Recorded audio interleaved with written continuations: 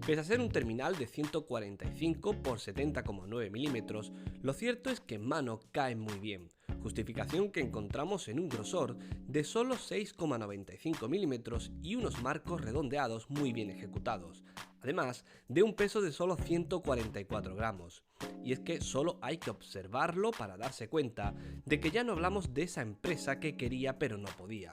El P9 confirma que son, por méritos propios, el tercer fabricante de smartphones. Siguiendo con su diseño, los únicos botones que hay son los del volumen y encendido situados en el lateral derecho.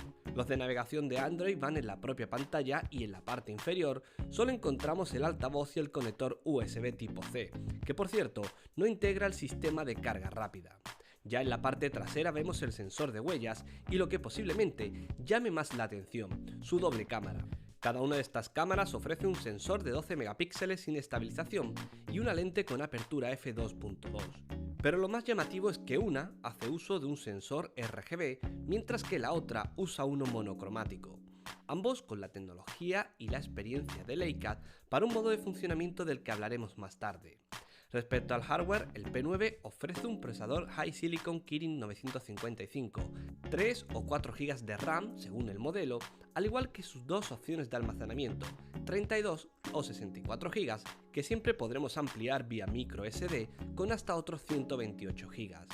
Todo esto acompaña a un panel IPS de 5,2 pulgadas con resolución 1080p, que no será ciertamente el mejor del mercado, pero ofrece un rendimiento notable, con un contraste sobresaliente, aunque con unos tonos algo saturados respecto a la realidad. Por lo demás tenemos la conectividad esperada, como LTE, NFC, Bluetooth 4.1 y Wi-Fi AC, además de una batería de 3000 mAh. Pero dejemos los datos, el diseño y otros detalles para pasar a lo realmente importante, la experiencia de uso. En el día a día el terminal se comporta tal y como se esperaba de un gama alta. Su procesador Kirin da un rendimiento estupendo en la mayoría de cosas que solemos hacer con un terminal. Es cierto que a la hora de jugar a títulos exigentes, igual está un punto por debajo de la competencia, pero no creemos que sea algo que deba preocupar a la mayoría. Por lo demás, aun siendo menos potente que los últimos SoC de Qualcomm o de Samsung, lo cierto es que la experiencia en líneas generales es más que buena. Todo se mueve a la perfección en el sistema de forma fluida, a pesar incluso de su capa de personalización. EMUI hemos de reconocer que no es de nuestro agrado, no lastra el rendimiento, pero por diseño y duplicidad de algunas aplicaciones y o servicios, lo cierto es que no termina de convencernos. Nos hubiese gustado tener un diseño más limpio, que no modificase tanto la versión 6.0 de Android con la que llega este P9. Pero entendemos que todo es cuestión de gustos y habrá a quien no solo no le moleste, sino que lo prefiera. Respecto al sensor de huellas colocado en la parte trasera, funciona muy bien y además permite personalizar ciertos gestos para realizar acciones que van mucho más allá del desbloqueo del terminal, como por ejemplo realizar una fotografía o mostrar el centro de notificaciones, entre otras. Bien, y os preguntaréis qué tal funciona la cámara de este Huawei P9. Como ya hemos visto, tiene un doble sensor y cada uno de ellos es diferente. Por un lado tenemos el sensor monocromático y por otro lado el RGB.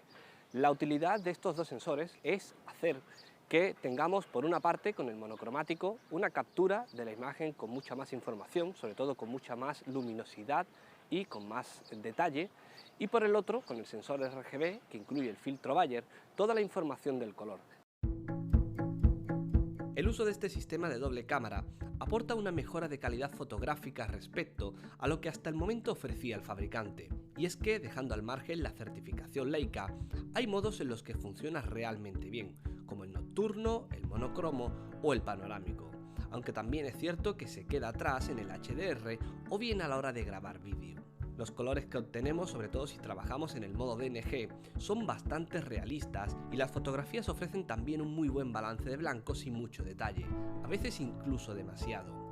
Y es que, sin duda, el salto que ha dado en fotografía Huawei con este P9 es notable.